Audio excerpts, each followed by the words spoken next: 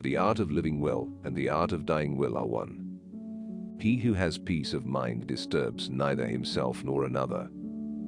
If the gods listened to the prayers of men, all humankind would quickly perish, since they constantly pray for many evils to befall one another. It is not so much our friends' help that helps us, as the confident knowledge that they will help us. I was not, I was. I am not, I care not. You don't develop courage by being happy in your relationships every day. You develop it by surviving difficult times and challenging adversity. It is folly for a man to pray to the gods for that which he has the power to obtain by himself. The wealth required by nature is limited and is easy to procure, but the wealth required by vain ideals extends to infinity.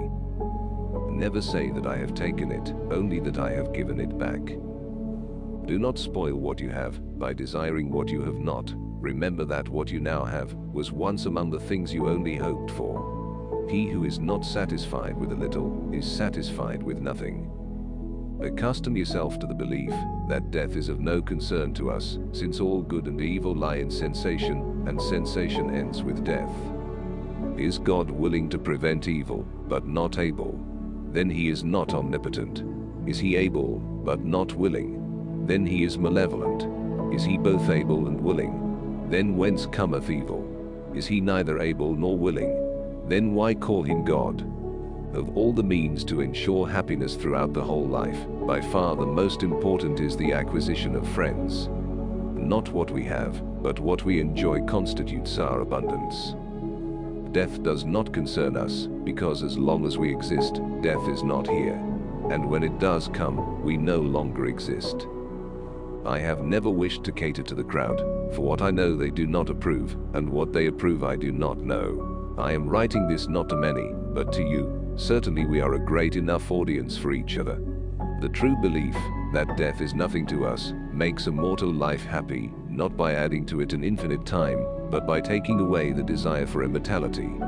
We must therefore pursue the things that make for happiness, seeing that when happiness is present, we have everything, but when it is absent, we do everything to possess it.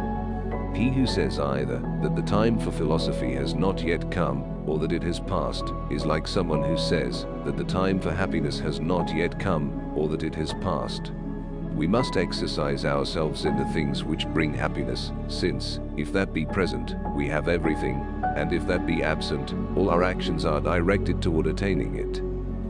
If thou wilt make a man happy, add not unto his riches, but take away from his desires.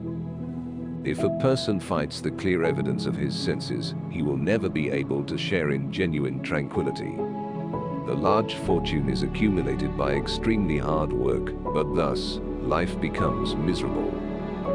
It is not possible for a man to banish all fear of the essential questions of life, unless he understands the nature of the universe, and unless he banishes all consideration that the fables told about the universe could be true. Therefore a man cannot enjoy full happiness, untroubled by turmoil, unless he acts to gain knowledge of the nature of things. How unhappy are the lives of men! How purblind their hearts! The cry of the flesh bids us escape from hunger, thirst, and cold, for he who is free of these, and expects to remain so, might live in happiness even with Zeus. Necessity is a bad thing, but there is no necessity to live with necessity. The noble man is chiefly concerned with wisdom and friendship. Of these, the former is a mortal good, the latter an immortal one. To eat and drink without a friend is to devour like the lion and the wolf. All friendship is desirable in itself, though it starts from the need of help. I never desired to please the rabble. What pleased them, I did not learn, and what I knew was far removed from their understanding. We should look for someone to eat and drink with, before looking for something to eat and drink. Of all the things which wisdom acquires to produce the blessedness of the complete life, for the greatest is the possession of friendship.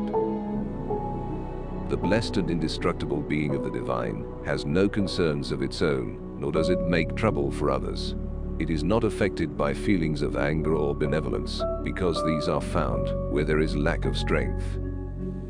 The opinions held by most people about the gods are not true conceptions of them, but fallacious notions, according to which awful penalties are meted out to the evil, and the greatest of blessings to the good.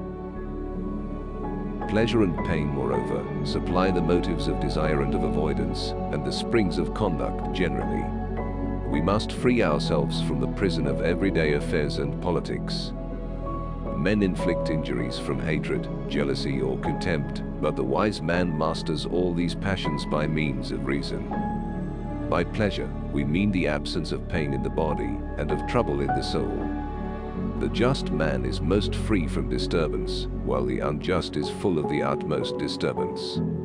It is impossible to live a pleasant life without living wisely and well and justly, and it is impossible to live wisely and well and justly without living pleasantly.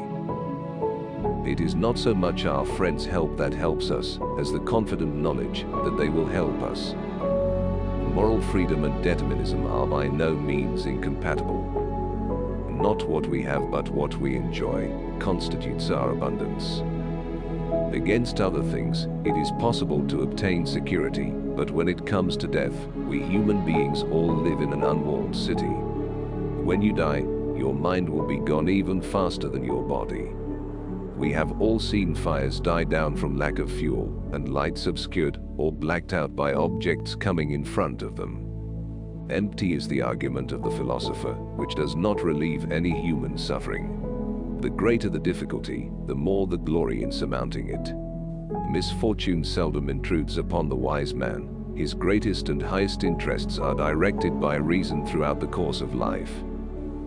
Vain is the word of that philosopher which does not heal any suffering of man. There is nothing terrible in life for the man who has truly comprehended that there is nothing terrible in not living.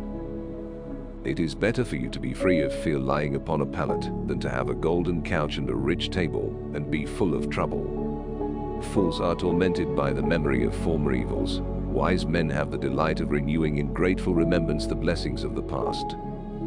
We have the power both to obliterate our misfortunes in an almost perpetual forgetfulness and to summon up pleasant and agreeable memories of our successes.